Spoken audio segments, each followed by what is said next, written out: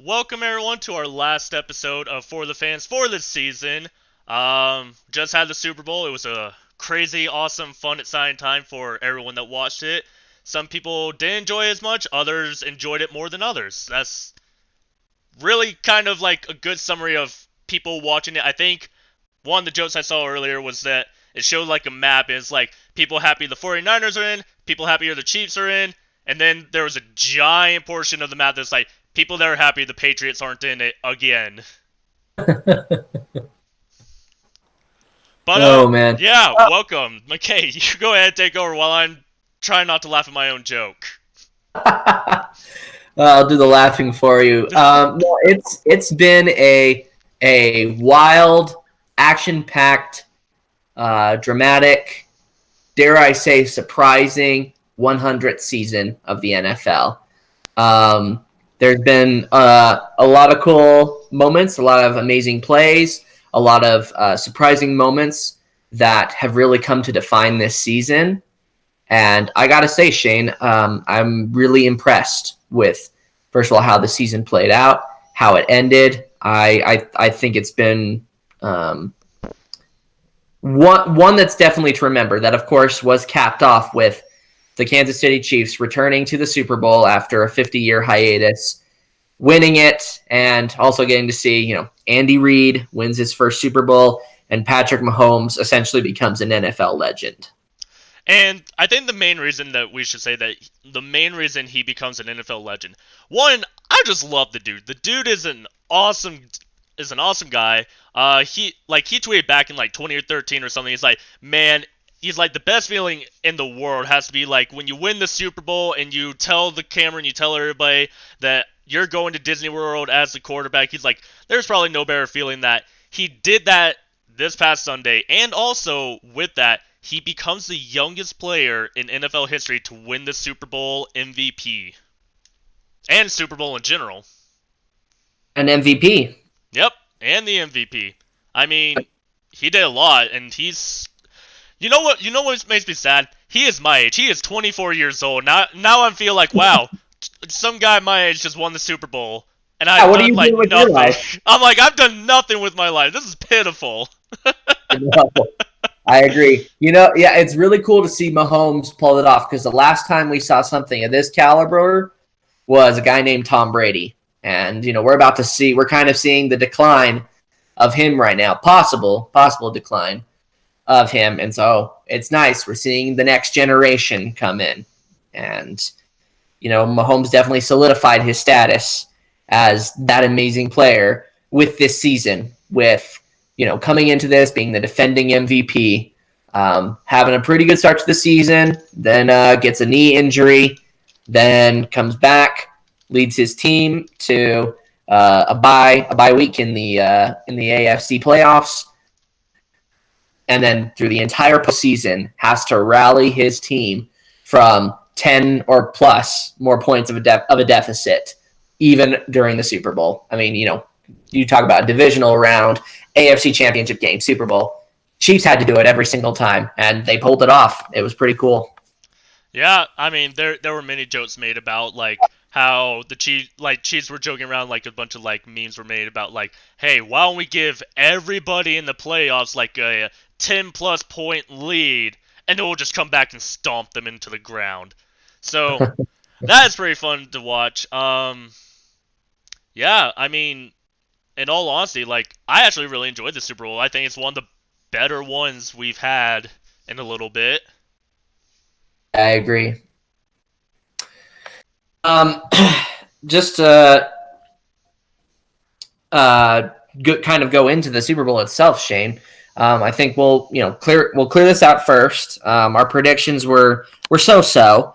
I think you and I predicted the scoring to be a little bit higher than it actually was. I predicted 31-28. You predicted 38-30, and the final score was 31-20. Of course, we both predicted the Chiefs to win. We were correct in that regard.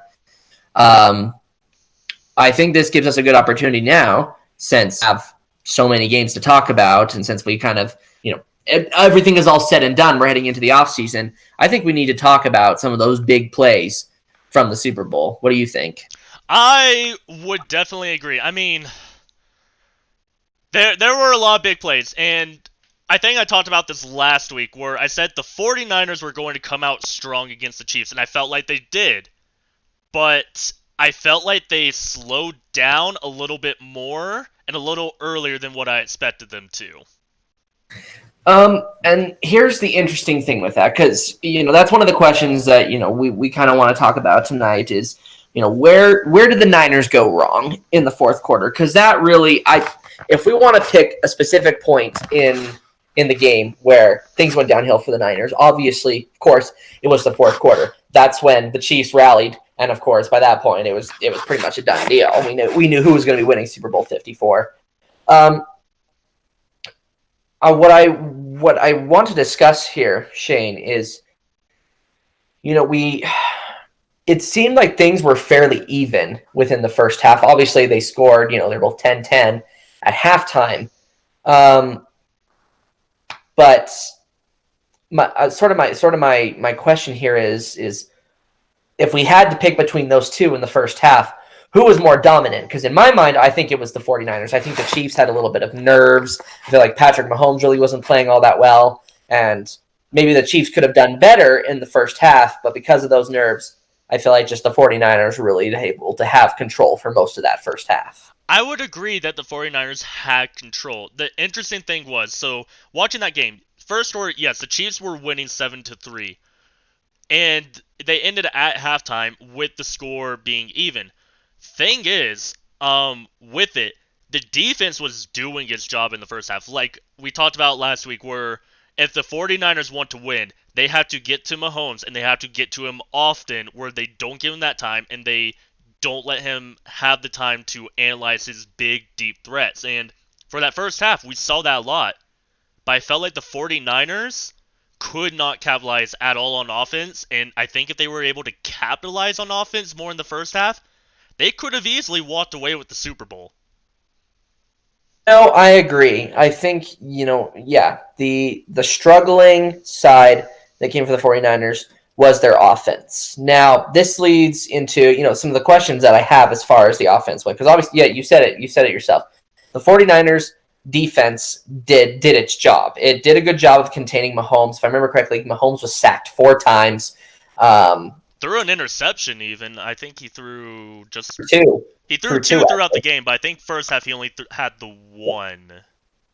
Correct. But with the case of the offense, and we'll get into it more, because there's these cases of we talk about how Jimmy Garoppolo also threw 2 interceptions, but there's 2 specific instances where I can think of.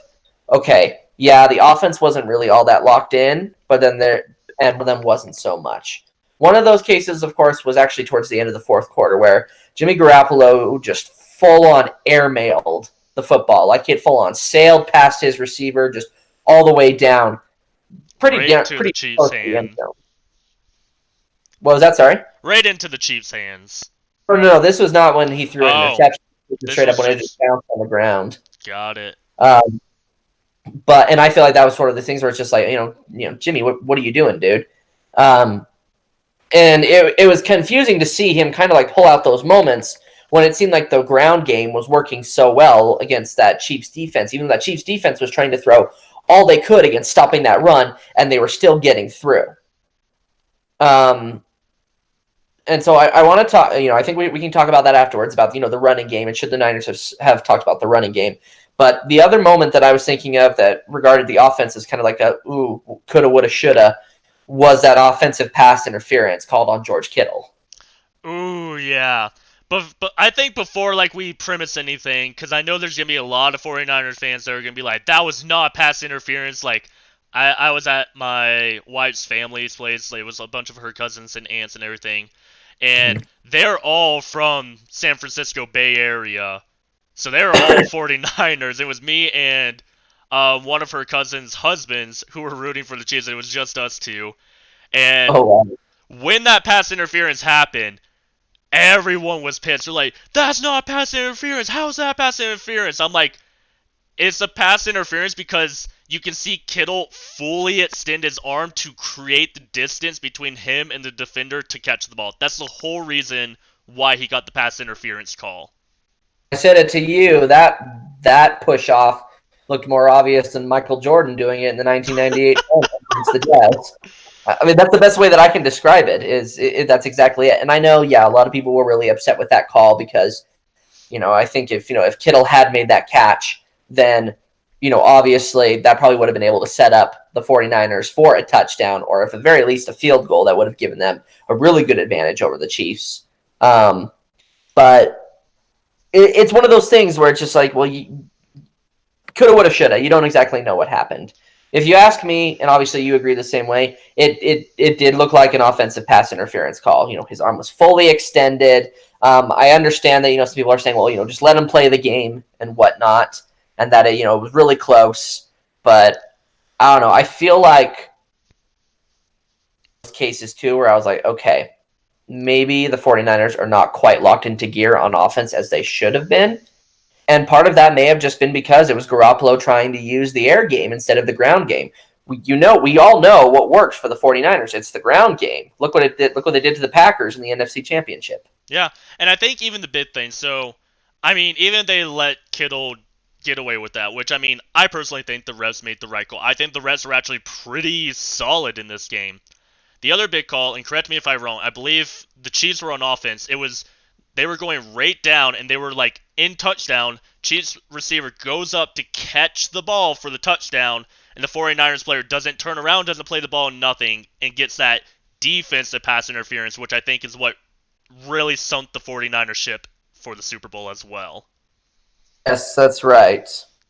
Because that was kind of the moment where because the foul occurred in the end zone, that pretty much set them on the one. Yeah, they put them on the one. They were knocking on the door, and obviously they're not going to throw the ball and have it get intercepted on the 1 yard line by Malcolm Butler. We've already seen that. It didn't happen in the Super Bowl. We're looking at you, Seahawks. Sorry, but that's what happened to them, and they'll admit that they are still mad about that. Oh yeah, of course, it's absolutely understandable. Anyway, but as far as big plays of the game. Because I know we've kind of talked about, like, okay, well, these are the screw-ups, whether it's the interceptions or this or that or the other. I think the big plays of the game, ones that really impressed me, there was one, I want to say it was 37 yards. I could totally be wrong. But it was that amazing catch that Tyreek Hill made. Yep. I was going to say that's going to be one. That really, that's what gave the momentum to the Chiefs. The other one that I can think of course, was the touchdown that sealed the deal with Damian Williams just taking off and boom. There's the touchdown. Game is iced. 49ers really have no shot of coming back, and that's the game. I think another big play, which I think we're all overlooking. I mean, I know that we're talking a lot about the Chiefs. 49ers had some great plays, but I feel like their great plays were primarily on defense. The other big Chiefs plays I will say is Patrick Mahomes running into the end zone, literally just shaking off a couple of guys. To me, that was a really, really big play and kind of helped build that momentum. Towards the end, when the Chiefs got like 2 interceptions on it was like 2 consecutive drives, I think. Yes, that's right. That I think buried the 49ers completely. On 49ers side, though, the amount of stats and how often they were able to pressure Mahomes in that first half, I think is probably like what gave them such a big advantage. Yes, I agree. And we before we went into this game, Shane, we said that that's what the 49ers needed to do. They could essentially let Travis Kelce or Tyreek Hill, Nicole Hardman, Sammy Watkins, let them all run free if they could contain Patrick Mahomes. And they did a really good job with that at the very beginning. And now I'm partially blaming it on the good defense from the Niners and also partially blaming it on, I think Patrick Mahomes had a little bit of nerves. I clearly saw that in their first possession where they went 3 and out. Oh, yeah. But at the end, because I honestly, for the first 3 quarters, Mahomes was super shaky. It just did not look like him and how he'd been playing both last season and this season. But then all of a sudden, fourth quarter comes around, they get that sort of like change in momentum with that Tyreek Hill catch, and then boom, it's all downhill there for the 49ers. I also want to make a point of just like one thing, just a little side point. So we can confidently say the Chiefs won because of the fourth quarter. Like, if the Chiefs had scored nothing all throughout the game until the fourth quarter, they still would have beat the 49ers 21-20. It and so that prompts this question, which I know you and I had talked about earlier, and I don't know exactly how, if I want to phrase it this way, but I feel like I certainly could, and that is, what are our thoughts on Coach Kyle Shanahan? Because now this is the second Super Bowl where he's had this good lead, and then it gets blown in the fourth quarter. I mean, my personal thoughts are, I think Kyle Shanahan is a good coach, and this is another like huge discussion that I saw like pretty soon after the Super Bowl, is that everyone was saying Kyle Shanahan chokes in the Super Bowl, and personally, that's my opinion as well. I think Kyle Shanahan does not do well in the Super Bowl. However, do I think he's a bad coach? No. Oh. Absolutely not. But I know a lot of people are saying he doesn't choke in the Super Bowl. He just has really bad players that just give up and just don't know how to comprehend with trying to win the Super Bowl. I'm like, part of it's on coaching as well. Yeah. Like, I will not blame Shanahan for the 2 interceptions and for basically like Jimmy G's and the 49ers offense terrible play throughout the fourth quarter. But at the same time, he is held responsible. He is, for the fact that now how do I explain this? I feel like there might have been some desperation coming into the fourth quarter once the Chiefs started to pull away and started to get that momentum shift. And I feel like that was a moment when we kind of started seeing the 49ers offense shift away from what they knew to be a very productive ground game. Here's the thing, the running game, the Chiefs were throwing everything. That defense was trying to throw everything at stopping the running game, and they still couldn't. But all of a sudden, I feel like the running game was kind of abandoned in the fourth quarter and was switched to the air game, and that was a mistake. Really, I still don't quite think that was, a situation where Jimmy Garoppolo is calling an audible and saying, no, we're going to switch to this. I don't think it was that. I really think it was this situation where, Kyle Shanahan is saying, okay, this is the play. This is what we're going to do. And it was not a good idea. Here's the other thing I want to bring up with Kyle Shanahan, because this is bringing in a lot of controversy for him as a head coach. He had a lot of timeouts in the first half. The 49ers had the ball and were slowly starting to march away down the field at the end of the second quarter. Why did he not use those few timeouts to stop the clock to try to get that extra 3 points or an extra touchdown and field goal? Like, I think this is where like a lot of it comes to me saying that this is a little bit on Shanahan, because imagine if he used his timeouts in the first half effectively. The 49ers could have very easily marched down the field and gone into the second half leading either 13-10 or 17-10. Well, not to mention the fact that another case that I'm thinking of is even 49ers owner John Lynch was like, okay, timeout. Like, they caught him on camera being like, okay, timeout, let's go. And Kyle Shanahan never called that timeout. And thing is, it wasn't like he only had one timeout. I think he had 2 timeouts, or he either had 2 or all 3 still remaining, and he just wasn't using them for no reason at all. Like, I was literally just sitting there and like, as everyone watching, like, McKay, you and me, we watch a good amount of football. I think we were both sitting there looking at our TVs like, why are they not calling a timeout? I think everybody was sitting there like, why are you not calling the timeout? Call the timeout. Jimmy, call the timeout. Ignore the coach. Call that timeout. Yeah. Because I think they wasted probably like a good minute and a half of just not calling the timeout. Well, no, neither team was using their blasted timeouts until the last minute of the game. I know, but here's the crazy thing. It's like, in the first half, like, you get your 3 timeouts, and then when you come into the second half, you get those timeouts back. Yeah. So, What harm would it have done to literally just blow all of your timeouts at that second quarter when you have the ball and you have the potential to go into halftime and come out of halftime as in the lead instead of being tied at the moment? I really do think that, and this could almost honestly just be a little bit of, dare I say, pride on Shanahan's part, thinking, okay, there's no need for me to do this or that just yet. Call a timeout or slow it down. We've got this. We can handle it. And that proved to be his undoing. Yeah, I mean, I do think it was a little bit of pride, but the other thing that I can possibly think of is that maybe he was trying to send a message or something. I I really don't know. Like, I've been trying to comprehend it since it happened on Sunday. And I literally just looked at it and I'm like, I can't comprehend this. I have zero idea why he didn't call the timeout. Nothing made sense in my mind on why he didn't. Yeah, it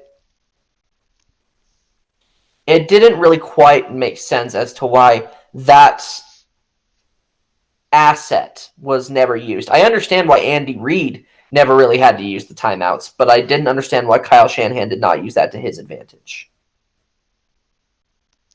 Yeah, I mean, I really feel like if he had used those timeouts, the 49ers could have gone down, they could have scored, and we may not be celebrating a Chiefs Super Bowl win right now. We could have very easily been celebrating a 49ers Super Bowl win, and they would have gotten their sixth ring and tied the Steelers and the Patriots with the rings. It woulda, shoulda. I honestly think that this might have been one of the bigger, like, the bigger turning points that isn't going to be commonly talked about is him not using those timeouts, because I think if they went into the half with that lead, they would, let's say they like kept their score of 10. I think that they would have been like feeling a lot better and like would have kept pushing a little bit more if the score was, let's say, 27-10 going into the fourth quarter.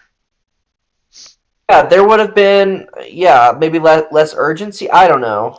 Well, because I'm thinking, like, even with the Chiefs score, like, the first, let's say the Chiefs score their first touchdown. Okay, so it's now 27-17.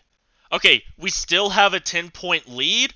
Let's run the ball. Let's keep running the ball to blow out the clock, to run down that clock. That way the Chiefs can't make what they're known for, those insurmountable, insane comebacks.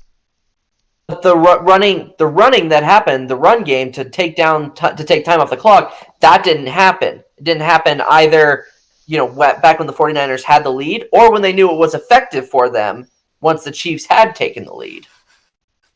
What I'm saying is just, and I don't think we'll be able to get into all of it, but long story short, there were just a lot of mistakes by the 49ers looking back on it, because I've seen lots of people on social media who are saying, oh no, it was the refs. The refs called a bad game and they called it in favor of the Chiefs. No, the 49ers made plenty of mistakes that ended up costing them, whether that was not utilizing the run game as well as they should, not using the timeouts, not really taking into effect, okay, well, we got to manage the clock better. We got to take this time down so that the Chiefs don't have a chance to come back.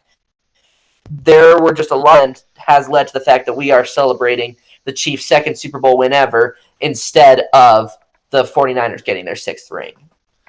Yeah, I mean, this is going to be my closing statement on this, but I mean, I honestly think that the majority of this game is coming down to Kyle Shanahan with very poor coaching decisions at crucial moments within the game, rather than your players not making big plays or the refs not doing their job, even though I think the refs were honestly pretty fair for the most part on this game. And I would agree with that. Before we move on, though, because since we still have a few things we want to talk about the Super Bowl, I think we've covered the game. The only two other things, Shane, that I think are always fun to talk about when it comes to the Super Bowl that we do want to discuss a little bit here are the halftime show and the commercials. So which one do you want to talk about first? Let's talk about the halftime show, because I feel like there's a lot of talk going on about it. And it's stupid, if you ask me. It is. So, just to clear everything up, yeah, like, there was all this stuff. A lot of it is their culture. I do understand a lot of it, and in my personal preference, one thing that bothered me, and this bothered me to no end, is that so many people were like, they didn't even sing at the Super Bowl halftime show. They lip synced, and I was like, yeah, because if you see all the stuff and all the dancing and everything that they're doing, do you really want to hear someone just breathing into their microphone every 2 seconds like big, loud, heavy breaths? No, I do not. They're there to put on a show and to entertain people while halftime's going on, and I think they did their job. I actually really enjoyed the Super Bowl compared to last year. Adam Levine and Maroon 5 and whoever the dumb rapper was. I didn't like him. Okay. I think it was Travis Scott, if I remember correctly. I don't know. I hate it so much about their halftime show, and I think the thing that like really bothers me is that, and this has been summed up in a lot of memes, is that like a lot of people were complaining that like Shakira and Jennifer Lopez were wearing very little clothing. But at the same time, nobody said anything when Adam Levine was basically in his underwear on stage last year. Here's my thoughts on the whole thing. Yeah. I'm going to talk about the Super Bowl halftime show last year. Because if I remember correctly, now I could be completely wrong, but I feel like Adam Levine did not lip sync last year. He could have. I think he but did if for he did some lip sync, parts, but not very often. okay, but if he did lip sync for most of it, then that means that was a really, really bad show. But if he did sing it regularly, because that's the thing, is I'm like, okay, I'm willing to cut him some slack, because you're right, I'm with you. I did not like that Maroon 5 show last year. The only joy that I got out of that show last year was maybe like the 2 seconds where they featured SpongeBob SquarePants, and my wife decided to creep around on Utah Jazz guard's Donovan Mitchell's Instagram and see a picture of the other Utah Jazz guard, Ricky Rubio, drunk and singing "She Will Be Loved" with a fake guitar. That was the only like solace that I gained from that halftime show, and then obviously, and from that entire that entire thing in general, because also as we've discussed, the game was crap as well. But let so I'm going to interrupt you for a second, and then I'll let you continue. With that halftime show, like everyone was promised the whole SpongeBob, like the Sweet Sweet Victory song, because it was like very iconic for a lot of people growing up. They played like the first 5 seconds of it, and then Travis Scott or whoever interrupted it, and then just it never showed up again. Like, how did that make you feel on your opinion of the halftime show personally? Truth be told, I wasn't super upset that they that they cut SpongeBob so short. I think it was just more the fact that the halftime show was not really impressive at all. And that's saying that coming from me, because I like Maroon 5's music. Same. And I also am actually a big fan of Travis Scott. I do like his stuff. So it's hard when I have those two artists and I'm like, oh, I like listening to them, and they disappointed me in the halftime show. Now, transition that to this year. I will be completely honest with you. I don't know Jennifer Lopez's music, and I really don't know Shakira's either. I know a few songs by Shakira, obviously, but because who doesn't? But well, you have to be Patrick Starr living under a rock to not know some Shakira songs. But here's the thing with that is I didn't know those songs that well, and yet I was just so blown away and amazed by Jennifer Lopez and Shakira's performance. Because again, like you said, they put a lot into it. Disregard all the controversy, because I don't care about any of it. I don't care what they were wearing. I don't care what they were trying to communicate. If you think it was un-American, that's your problem. If you think it was a political statement that you disagree with it, I don't care. That's your problem. It's a show. It is entertainment. If you don't like it, turn your damn TV off. Yep, that's a lot of the comments I saw. With kind of building up to that, here's the other thing. So there was a lot of controversy with what they wore. No controversy with Adam Levine wore. Let's go back to when Lady Gaga performed at the halftime show, and she had little sparklers coming out of where her boobs are. Like seriously, let's look at that. Like, if you have a problem with Shakira and Jennifer Lopez doing what they did, why didn't you guys have a problem with that at that time period? because that was only like a couple of years ago. So I'm like, it's basically the same thing. Except like that one, I feel like is a little weirder, just because like for Jennifer Lopez and Shakira, that's part of their culture, which people were like giving a lot of like crap about like the little flag that Jennifer Lopez was wearing. Because like if you looked on one side, it was the American flag. If you looked on the other side, it was the Puerto Rico flag. He's from Puerto Rico. Yeah, they're from Puerto Rico, which is a U.S. territory, which is part of the United States of America. Like, and in Miami, it is very big on Puerto Rico and Latin culture. Like, I think it's like one of the Latin capitals of America. Like, there were so many people mad, and I feel like they didn't like it a whole lot. Like, I know that you don't really listen to Shakira.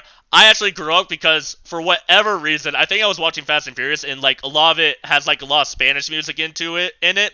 So I got really into Spanish music. So I actually listened to a lot of Shakira growing up. I really like Shakira. She is one of my favorite artists. I think that they had probably one of the better halftime shows that I've seen in a while. I actually really enjoyed it. Everyone that I was sitting around with, like, we weren't like checking anybody out because a lot of it was like our spouses and stuff. And two, like, all of the women were like, I'm impressed, like, these women are like 50 and 43 years old and they can still like dance and they're in like that good of shape. Like, wow, that is very impressive that they're still doing that. And I think that's like something that we can take away from it as just like viewers of the event. Is like, it was a really well executed show, had very minor mishaps. They did a good job. They put in a lot of work for it. And I think it even shows like, hey, if you take care of your body, you can do all this stuff even when you're 50 years old. Like, to me, that's like, okay, it's sending like a message, not intentionally, too. I think final message, final thoughts on the halftime show. It was a great show. It was definitely one of the better ones that we have seen in a while. You got a problem with it? Fight me. Fight me too, because I kind of want them to do another halftime show pretty soon. Honestly, it was a good show. Case closed. And I gotta say, before we move on to, so like, this isn't halftime, but Demi Lovato doing the national anthem was super good. Yeah, that was actually was quite impressive. That was super good. Like, I was kind of worried because I'm like, I don't know how she's going to do because I'm not the biggest fan of her music. I know that she can sing pretty well and she can hit a lot of notes, but I don't know how she's going to do with the performance. She did a phenomenal job. Like, that was honestly like, we were talking about halftime show being one of the better halftime shows. I think this is one of the better national anthem songs that we've had in a very long time as well. I agree, and I feel like it was a good consolation prize after, I can't remember, it may have been last year, if not, it was the year before, when at NBA All-Star Weekend, Fergie sang the national anthem, because that was, oh boy. Okay, I don't even want to get into that. Let's talk about the commercials. Commercials? Okay, the commercials were actually good. I think this is why I hated last year's Super Bowl so much, because the game was boring, the halftime show sucked, and then the Super Bowl commercials were abysmal and garbage as well. This one, I felt like everything was good. The game was good, the halftime show was good, and the commercial was good. The very first commercial was the little Tide commercial with Charlie from It's Always Sunny in Philadelphia. Yeah. When he gets like his shirt messy and he's like, I need to go change my shirt, I need to go wash this, you understand? And they're like, no, do it later. He's like, when is later? And he just like comes in throughout the entire Super Bowl. He's like, is it later now? My personal favorite commercial of this year ties in actually with my favorite commercial last year. The only commercial that I remember from last year that I consider memorable was the commemoration of the NFL 100 season with all of the popular players attacking each other over tables and... Oh, is it the one with the kid again? But exactly, the one this year with the kids, I liked even more. Because I liked how it paid homage to the legends of old. I mean, it started out with Jim Brown telling him to take it to the house. And then you see even some players from today like Julian Edelman and Christian McCaffrey and Jalen Ramsey and Aaron Donald. And then you're also seeing some of the older players that exist too. At the very end, you have, the three people that, give them the football. It's Peyton Manning, Joe Green, and Virginia Hollis McCaskey. And I feel, and then leading up to them running out onto the field like it's a live shot. That was super cool. But personally, my favorite part of that show, that literally, I'm not kidding, man, it almost made me cry, was when he stopped in front of that Tillman statue. Oh, I really almost burst into tears. I'm sad because I forgot about the commercial because it was so long. I wasn't sure if it was like a commercial or what. That was beautifully done. I agree with you. I think that might be one of the best ones just because of like how touching and how good it is, because like everyone has these models that they look up to. Some of them have passed away, some of them have retired, some of them are currently active and doing it, and how it's affecting the younger generation. Although, And go ahead. go ahead. Well, I was just going to say, but that's the future there. Those kids are the future. If we want to keep seeing like this amazing sport continue, those kids, that's them. And I think it was just really cool to see that. Unless we turn it all to robotics, but I mean, that's going to be years down the line, and I kind of don't want to see that because I feel like it would get boring pretty fast. Okay, all right. But I was going to say, one of my other favorite commercials, which came in after the Super Bowl, like after the game was done, was the Jason Momoa commercial. Oh yeah, that was pretty funny. I'm saying that because I love Jason Momoa. I think he is hilarious, and he just excels at what he does. Him being in a bubble bath playing with bubbles was probably one of the funniest things I have seen in a long time. Yeah, that was pretty good. Anyway, I think we've covered the Super Bowl as far as all the stuff that happened in it. And I think now we're going to kind of transition a little bit into the offseason and some of the things that we want to talk about there, right? Yeah. I think to start off, we're just going to mention some important dates that will be stuff that we are going to be talking about as we go on over the next, every other week when we will be meeting to do another episode. So the first one that we need to talk about is on February 24th through March 2nd is the NFL Combine. That's when we'll be able to see these upcoming rookies put their skills to the test. Yep. I mean, I don't really have much more to say than that. We'll see Burrow. We'll see Tua. I can't say his last name because I feel like I'm gonna mispronounce it. And I'm just gonna feel like crap after that. But we're gonna see a lot of good up and coming players and see how they do. And the combine can be make it or break it for a lot of potential prospects. And then even then, like sometimes you're a number one draft pick and we're dominated at the combine, but then you falter when you get into the big league. Exactly. So the combine kind of gives you just a little bit of a taste as far as what we're going to see next season. And then February 25th, so the day after the combine starts, is when teams can start applying franchise tags to some of their players. So we may be seeing that with some of the more popular players. But really when it starts to get interesting will be March 18th. That's when free agency kicks off.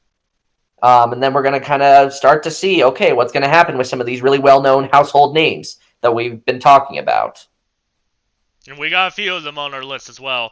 And then the last important date that we should look out for is April 23rd through 25th, which is going to be the NFL Draft.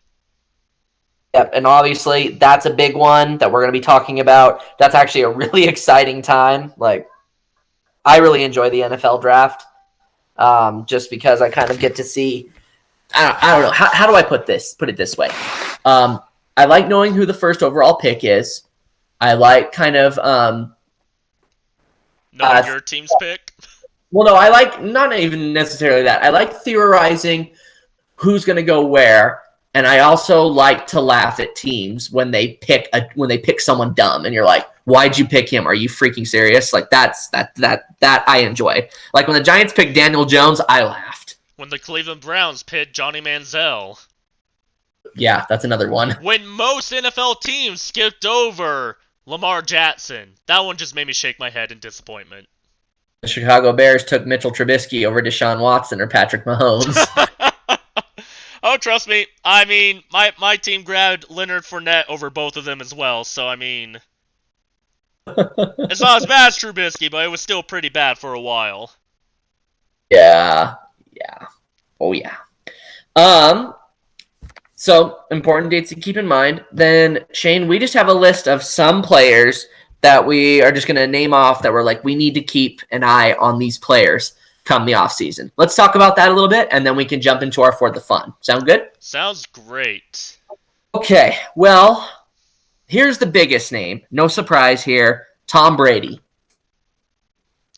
We don't know if he's going to stay with the New England Patriots. He totally could. But, he sold his house in the Massachusetts area, and the Raiders want to make a grab at him. I think the Los Angeles Chargers want to make a grab at him. I've heard about the Titans having interest in him. Shane, where do you think Brady will end up? Man, during this off? It is hard to say because my personal opinion. I don't think Brady's that good, and I feel like a team that does grab him is going to have a terrible offensive line, and if Brady has a terrible offensive line, he may not want to be playing football for much longer. Mm-hmm. One of the biggest things I saw was a rumor today that Robert Kraft, apparently the owner of the New England Patriots, told Bill Belichick that it is up to Bill whether to keep Brady or to trade him away or to let him walk. Interesting. So, I feel like Kraft has honestly been one of the main reasons to keep Brady along, and Brady and Belichick do have a connection, but I feel like that connection's starting to fade a little bit. I think if Brady were to go to any team, I would say if any team, maybe the Titans. Maybe. Really? The main reason why is because we don't know how good the quarterback situation is there right now. They may want Brady to help out with Ryan Tannehill or with Marcus Mariota. We don't necessarily know. I mean, Tannehill seems like he's very comfortable with the Titans offense, but a lot of that Titans offense is also running through Derrick Henry, who we'll talk about a little bit later potentially. Yeah. Is it weird that I think Brady's going to stay in England? I don't want to say no just because you have Brady and then who's after Brady. Yeah, and I'm sure that the Patriots can figure that out. And I know there's this whole rumor of, maybe, the 49ers will get Brady and then the Patriots will get Garoppolo back. My goodness, that would be terrible for the 49ers. I don't think it's going to happen regardless. Yeah, I was going to say the 49ers do that. That's dumb. Yeah. But anyway, I just had this feeling, and again, we'll just have to see what happens. I think he's going to stay with the Patriots. Okay. Long story short. All right, let's kind of move on so we can knock out a little bit of this list. So, Ryan Fitzpatrick of the Miami Dolphins. Do you think he's going to stay with the Dolphins or he's going to go? He said he's going to stay. He said he's not going to retire. He's going to stick around with the Dolphins, and I think if they end up taking Tua Tagovailoa, he's either going to be the starting quarterback while Tua kind of gets ready for that, or if anything, Tua becomes a starter and Ryan Fitzpatrick mentors him. I think either way, he's in kind of in good shape there. He likes working with the Dolphins. He likes working with Coach Flores. And you know what? More power to him. All I gotta say is, Josh Rosen, I feel sorry for you and your career. I feel bad for the guy. Drafted in the first round by the Cardinals. Cardinals let him go shortly after. He goes to the Dolphins, fighting for a chance, gets knocked out of that chance by Ryan Fitzpatrick, and the Dolphins are looking to draft a quarterback like Josh Burrow or Tua Tagovailoa. They're looking to draft a big-name quarterback, which is going to knock Rosen even further down on their depth chart. I feel bad for the kid. Yeah, I agree with that. It's pretty rough. But let's move on. Le'Veon Bell of the New York Jets. I don't think there's too much to say on this, except I feel like he will stick with the Jets this year, but I hope that Adam Gase will talk with him about getting more involved, because he wasn't really involved in the Jets at all, and I feel like if they want to continue, if the Jets want to see any turnaround, they need to have Le'Veon Bell and Sam Darnold work together. Yeah, the Jets want him trying to knock out any of the bigger teams. They're going to need Bell to be on their side and contributing a lot more. 100%. Next up is Ben Roethlisberger from the Steelers. Shane, how much time do you think Roethlisberger has left? Well, I mean, let's look at the quarterbacks that were drafted around the same time as him. So we have Tom Brady, who's still around and doesn't want to retire, but he probably should in the next year or two, in my opinion. We have Eli Manning, who is now retired. Rivers. Yeah, we got Rivers, who is on who hit a really rocky time this past season. He's probably not gonna be with the Chargers again. Like, it feels like that era is starting to get phased out, and I feel like it's only a matter of time, especially with the injury he has been sustaining. Let me just run this by you, see what your thoughts are on it, and just kind of see if maybe if you think there's any possibility. I'm thinking Roethlisberger does come back as the starting quarterback next year. Okay, but his quarterbacks in waiting in case he does go down with injury again will not be Hodges or Rudolph. Okay. Sign someone like Andy Dalton or Marcus Mariota to back up Roethlisberger. I honestly think Dalton would be pretty good with the Steelers. I think he might be. Not great, but he would be a good, reliable backup in case something were to happen to Big Ben, and he could potentially take over for the Steelers. Yeah, I would agree with that. But that's my thoughts on Roethlisberger. All right, let's move down the list. All right. This one's going to be interesting. Myles Garrett of the Cleveland Browns. This one, let's just keep this one brief. Do we think he'll come back this season? Yes. Do we know when? Not so sure. Will it be within the first few games? I don't know. It's going to be a little rough, and I think when he comes back, the Browns are going to have to keep an eye on him, mainly because of that one incident that happened with the Steelers earlier this year. It's gonna definitely affect his career for the rest of his time in the NFL. Which is sad, but when you do something like that, you're gonna have to face a lot of stuff. Yep, 100%. Capping off the AFC North, our last person we have on the list, AJ Green. You know, I'm going off of the pure speculation from this. I could see him going to the Jacksonville Jaguars. Okay. Is it weird that I was thinking he could go to Miami? No, not at all. The reason I'm thinking with the Jaguars have a solid number one receiver. We have 0 tight ends. We have another wide receiver who's constantly hurt and is going to be a free agent pretty soon, and I don't think we're going to re-sign him. Then we have Keelan Cole, who hasn't done a whole lot, and we got D.D. Westbrook, who's probably like a good third option wide receiver. We don't have a true 1-2 punch. Right now we only have a 1 punch, and I think he would provide that second punch. Hey, we'll have to see what happens. We have to consider really just how injured he is. It's true. If he's overcoming that. But okay. Dolphins I can see as well, but let's move on. We'll try and make these ones really quick. I'm just going to name off a few and just give a quick explanation of why they're on our list. Sammy Watkins for the Chiefs, simply because he is contemplating taking the next year off of football. We'll have to see what happens there. Derek Carr for the Raiders. It doesn't quite seem like John Gruden is sold on Carr's performance, which may lead to why the Raiders are trying to woo Tom Brady to Las Vegas. Joe Flacco, the Broncos, it may just be time for him to retire. He obviously didn't have a very good season. You did miss one. Phillip Rivers of the LA Chargers. I'm going back to him. We'll go back to him. Okay, that's why keep going. I'm just going to you. Yeah. Other ones that we're just going to go over really quick. Nick Foles from the Jaguars. We'll have to see. I feel like the Jaguars have been wise of them to get rid of him. Maybe give him back to Philly and either start with Minshew or take someone else. Oh, please send him back to Philly. Yeah. Oh. Dak Prescott for the Cowboys. I think the Cowboys are going to give him a franchise tag, but he is entering free agency. Don't really know. Matt Stafford for the Lions. He's been dealing with a lot of injuries. How much longer is he going to be there? Jadeveon Clowney of the Seahawks.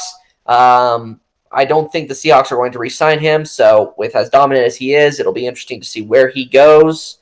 David Johnson of the Cardinals. With him, he may just get waived. His time may be over. Blah, blah, blah, blah, blah.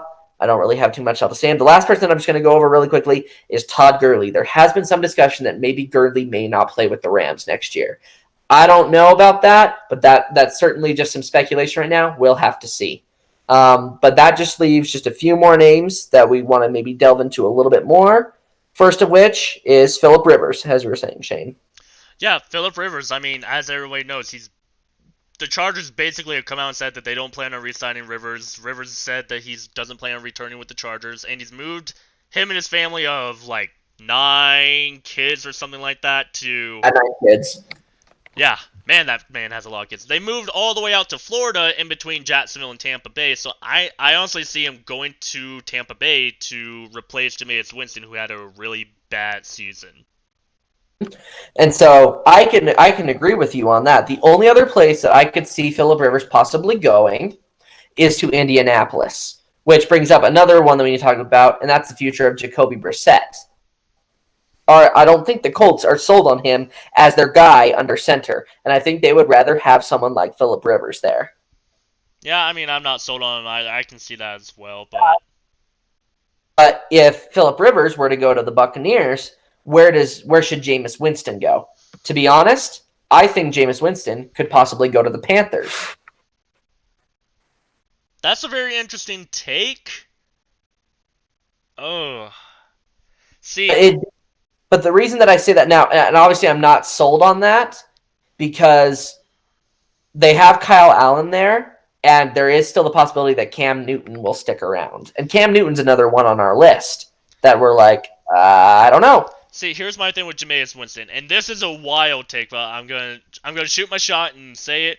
I honestly think Jameis Winston might go to somebody like the Green Bay Packers to kind of study underneath Rodgers before Rodgers retires. That way he can either take over for Rodgers, or he'll have good enough experience in case Rodgers goes down, and he'll be able to shine a little bit where the Packers are either going to want to keep him, or another team's going to offer big bucks for him.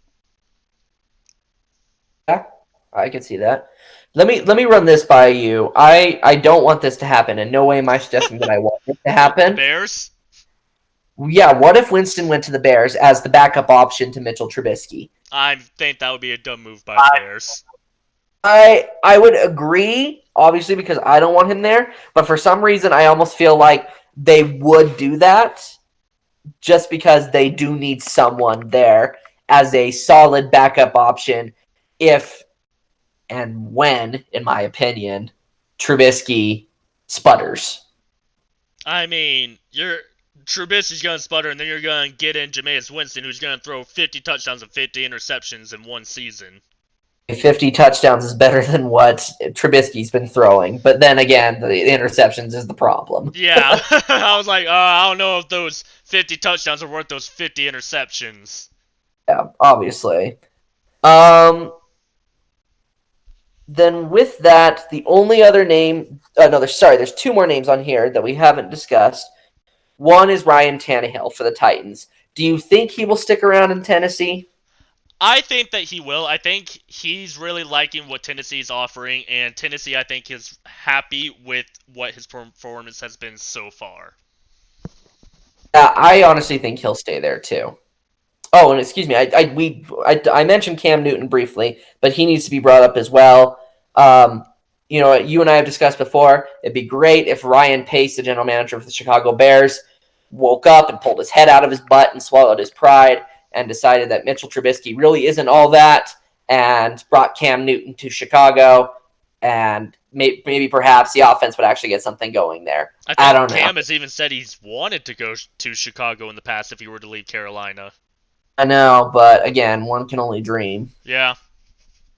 Last name on our list, Drew Brees. Oh, this one makes me sad. The reason it makes me sad is because he is contemplating retirement as of right now, and I love him. He is still doing really, really good football, still like an amazing player on and off the field. I don't want to see him retire just yet. I want to see him go for a few more seasons. The interesting take, because I think the Saints have found good people underneath him in Teddy Bridgewater and Taysom Hill. The big talk, however, I think is if Brees retires, Taysom Hill is going to take over. And if Taysom Hill takes over, I don't think the Saints are going to be as happy with him as they are right now, because the reason I think they love him so much right now is because he can be a running back, he can be a quarterback, he can be a wide receiver, he can be a tight end, he can be anything that you basically want. Yeah.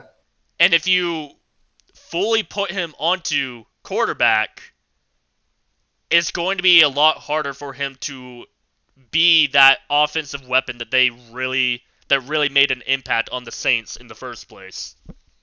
I agree. Just because, and that does leave, of course, what's the future with Teddy Bridgewater? We don't know.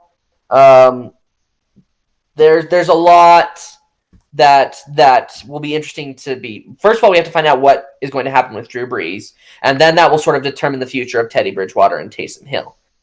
Until then, we're kind of just left hanging in the air of like, okay, what is this Saints team going to look like next year? Because we had talked at one point of saying, oh no, the Saints will still find a way to get all three back. At this point, I doubt that. Yep.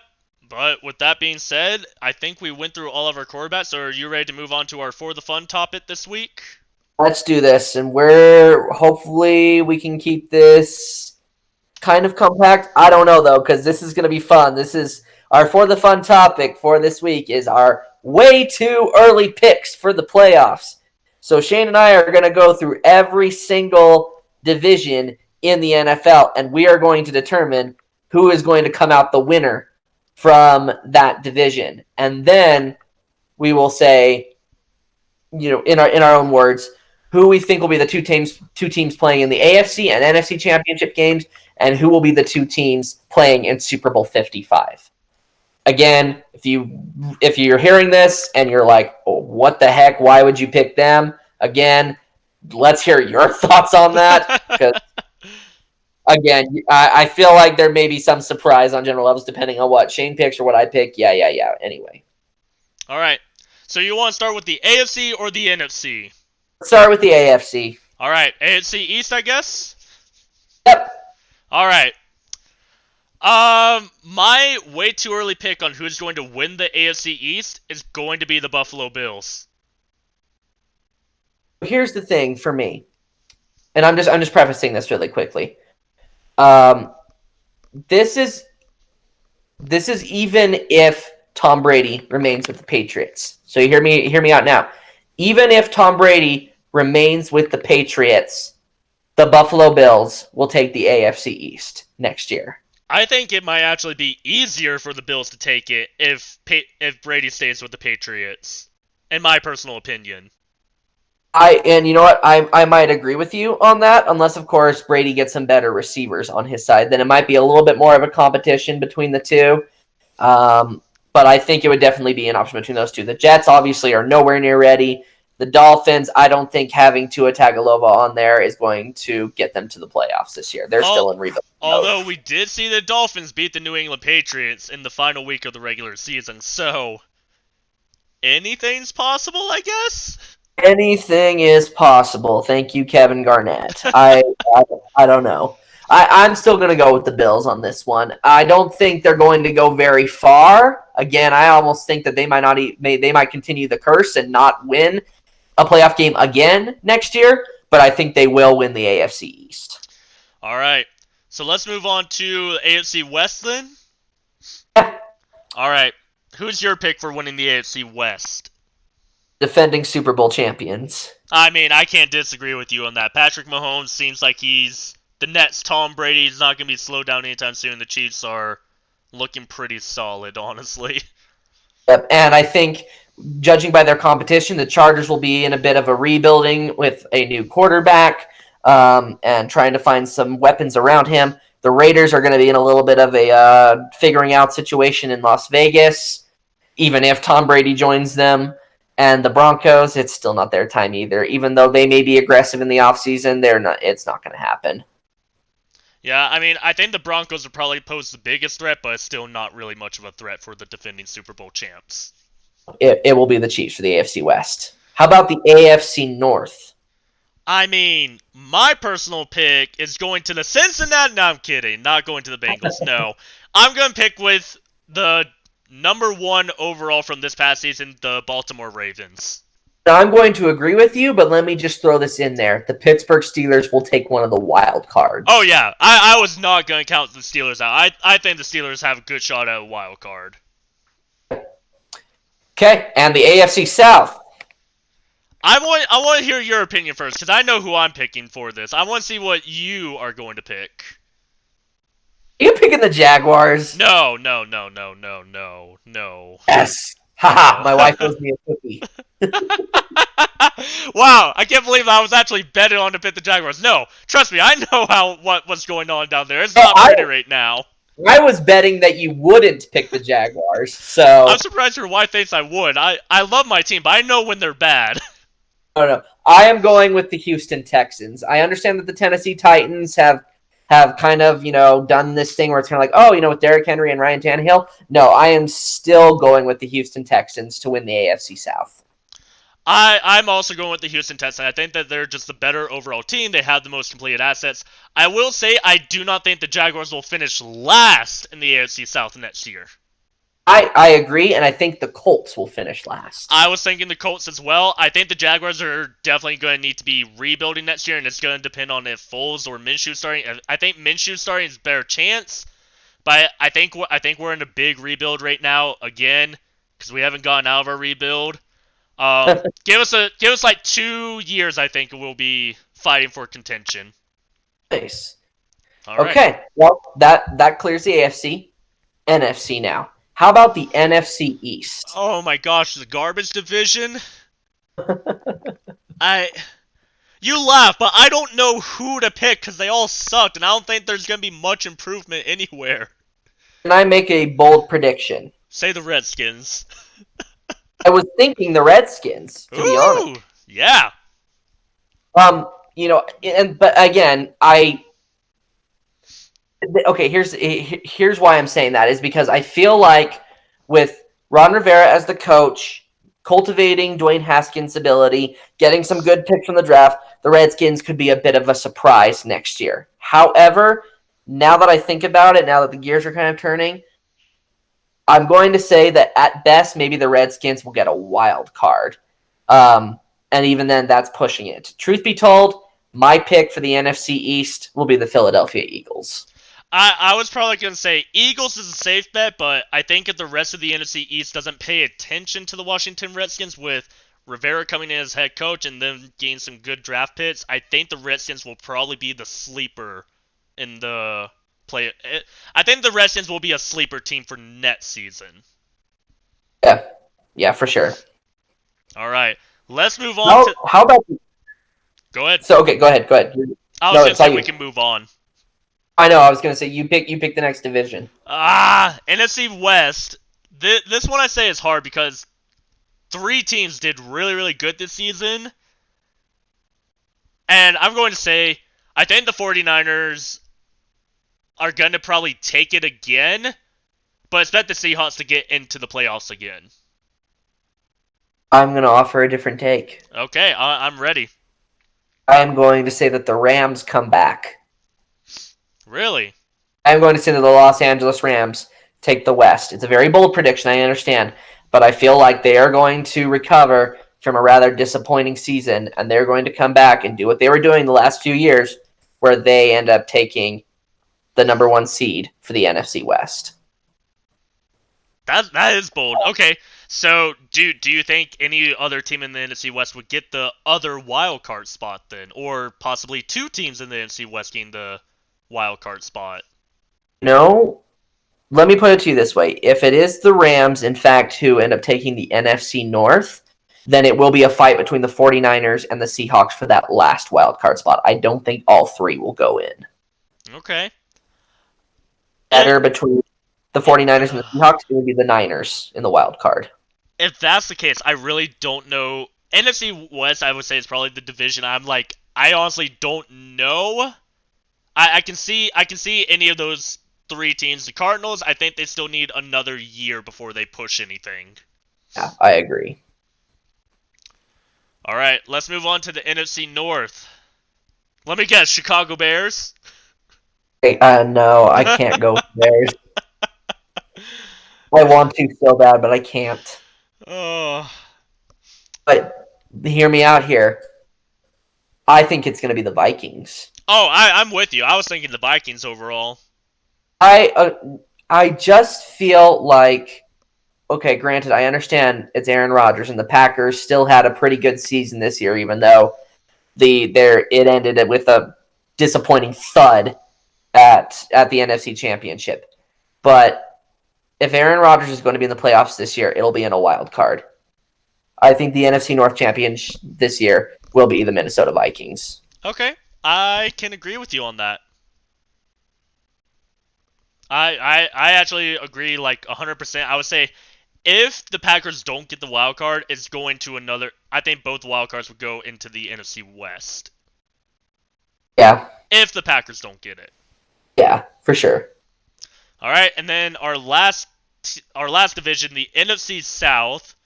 My pick's gonna be obvious. I'm sticking with the New Orleans Saints. I don't think there's anyone else in the NFC South to really dominate them.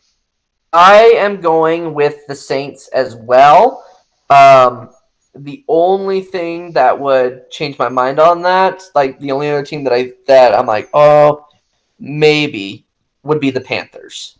Yep, I think the Panthers, if they keep Newton, I think if they keep Newton and have Newton come back as the starter, I think they could make a small push.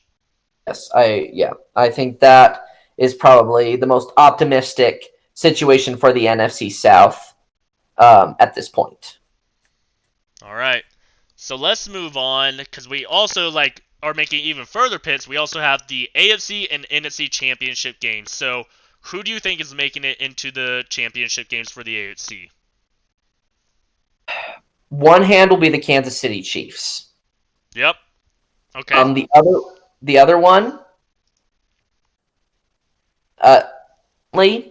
it'll be one of the teams from the NFC North. Or sorry, not the NFC North. Excuse me, the AFC North. I was confused for a moment. Okay. Yeah. Sorry. So I'm leaning towards the Ravens, but I could almost see the Steelers pulling an upset. Yeah, I think I'm with you. Chiefs, I can see definitely going into the championship game again. I think it is going to come down to probably the Ravens or the Steelers in the championship game, though. Yep. Now, as far as the one who wins, you know what? I'm just going to say it. I'm going to say the Chiefs go back to the Super Bowl. Oh, Chiefs return to defend their title. I'm not going to give my pick yet because we're also going to pick what... We also have the teams that play in Super Bowl 55, and I'm also going to say who I think is going to win it. Let's move over to the NFC champ... Oh, yeah, AFC, I agree with you, so, yeah. NFC Championship, who do you think is going to be playing there?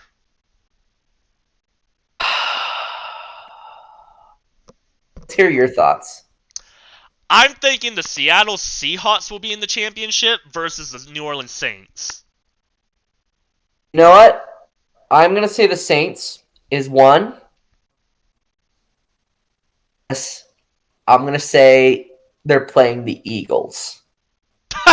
Okay, hold on. Let's back up a little bit. You're thinking the Eagles are going to make it to the championship game? I do. I feel like it's going to be a similar situation because, for me, I said Vikings, Rams, Saints, and Eagles as far as, the ones who take the division. And then, of course, you'll have the 49ers and the Packers in there. I don't know. I just get this feeling that it might be again, the comeback season for the Eagles. Essentially what I'm saying is I think the comeback player of next year could be Carson Wentz. Or I say Nick Foles playing with the Philadelphia Eagles again. Oh gosh. Please, I want the Eagles to take him. But I mean, I think he's going to be bad for them. See, my take for the NFC Championship, I'm going to have the Saints versus the Seahawks. And yeah. With that, so I'll even say like who I think is going to the Super Bowl. Super Bowl, my two picks to go into the Super Bowl. I have the Chiefs to go in and defend their championship. And then my second team, I have the New Orleans Saints coming in. Which is weird because, truth be told, that's what I think will be the Super Bowl next year as well. So, and if it's not the Eagles playing the Saints and it's the 49ers. But here's the thing. I only think that if the Saints hold on to Drew Brees for next season, I think they're going to come back. I think the refs are going to do everything they can to not blow a bad call against the Saints. The Saints will finally snap their curse, get to the Super Bowl, and I honestly think... Are we good to give who we think is going to win the Super Bowl? Yes, and I think we're both in agreement that the New Orleans Saints will take their second next year. Yep. That's my thought. I think the Saints will take the Super Bowl. Either Drew Brees or Taysom Hill will win Super Bowl MVP. Possibly Michael Thomas. I'll throw him in there as in the midst as well. But one of those three, I think, would win the MVP. And if the Saints win it, that's when I think Brees will retire. Another thing you need to consider with the Saints, though, is there's a possibility Alvin Kamara may go into a holdout. That's true. So there's a lot of factors that need to line up for the Saints to get to that point. But here's the thing. I think it's possible. I think that Drew Brees will come around and do one last ride out into the sunset. He'll do one more season. He'll have Taysom Hill with him. And Alvin Kamara, the contract will work itself out. Michael Thomas will be there, and they'll sign one more good receiver going into this next year. I don't think Teddy Bridgewater will be there, but I think everyone else will be. And my whole thing with that, so with Peyton Manning, I loved Peyton Manning. He was so good. I loved him. Him and the Broncos won the Super Bowl, and almost immediately after, he announced that he was retiring. I think it's going to be a similar situation with Drew Brees. They're going to go in, the Saints are going to win, and almost immediately after, Drew Brees is going to be like, I love this game, but I'm going to retire and move on. And it'll be a good way to end it. Oh yeah, it will make me sad because I love Drew Brees, but I do too. Oh, that'd be a devastating blow. But I think that's why I think on how next season will basically play out. Yep, and I would agree with you. All right, so I think that about wraps up our For the Fun for this week. And just a reminder for those who are listening, next week we will not be getting together, but the following week we will be, which will be kind of right around the time of the NFL Combine. Yep, and I just want to mention to everybody watching, don't forget to tell your friends about us. Go check out our YouTube. I have it showing on our screen right now. We have all of our past podcasts on there, and so you can go back and you can watch it. You can see our takes and see like how accurate we were with predictions, how we thought basically everything went down, and kind of seeing like now that the season is over, going back and reviewing and kind of see like what we did, like what was accomplished, what wasn't accomplished, and anything that not only surprised us, but surprised everybody watching or looking back over the season. It'd be like a nice way to just kind of like look back over the season, kind of get like a half review of the season. Oh yeah, absolutely. But with that, guys, it's been one heck of a season. It's been our first season. We started about halfway through the NFL season, but it was a lot of fun. We really enjoyed it. We've gotten a lot of good input from everyone that's contributed. We've started to grow this channel, and we plan on to keep growing it and to keep making it better for everybody and keep having that participation, being able to discuss football and potentially evolve into other sports as well. Yeah, absolutely. Well, with that, McKay, is there anything that you want to say to all of our viewers before we sign off for the 2019-2020 season and start preparing for the off season? Thanks everyone who's been listening in. You've been really great. And if you have anything that you want us to change or update, I mean, please let us know. If we as a culture if we didn't want to change the culture, if we didn't want to change things here, we wouldn't be asking you. If the NFL didn't want to make changes, well, the Colts would still be in Baltimore and Jason Garrett would still be the coach for the Cowboys. Um, appreciate the change, and we hope to continue to grow this. So yeah, tell your friends. And again, for those who have been listening, you've been the faithful this year. Thank you. Appreciate it. Yeah, and to reach us, like, honestly, guys, right underneath, if you're watching this live, right underneath on the Twitch panel, you will see where it has, like, our schedule. It has a link to our Twitter. All you have to do is just click that giant orange and blue button that says Twitter. Click on that. It'll take you to our Twitter page. You click on the Discord. If you have a Discord made, click on that, and it'll take you right to our Discord so you can join in our Discord. You can chat with everybody in there. If you guys have any things that you want to change, message us on Twitch, message us on, or make a comment on one of our videos on YouTube, message us in Discord. Basically just message us and we can try and figure out how we can make it better, not only for you, but for everybody watching and listening in. Couldn't have said it better myself. But with that, everyone, I think that's going to wrap it up for the night. So hope you guys have a nice night and have enjoyed this football season as much as we have. And thanks again. All right, have a nice night, everybody.